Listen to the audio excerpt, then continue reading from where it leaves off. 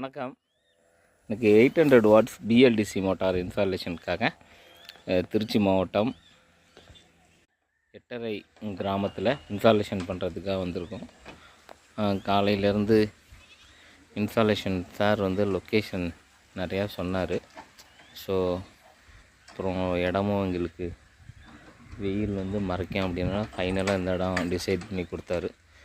So அதனால் இவ்வளோ குழியில் கிட்டத்தட்ட 16 அடி பைப் போட்டு ஸ்ட்ரக்சர் பண்ணி கொடுத்துருக்கோம்.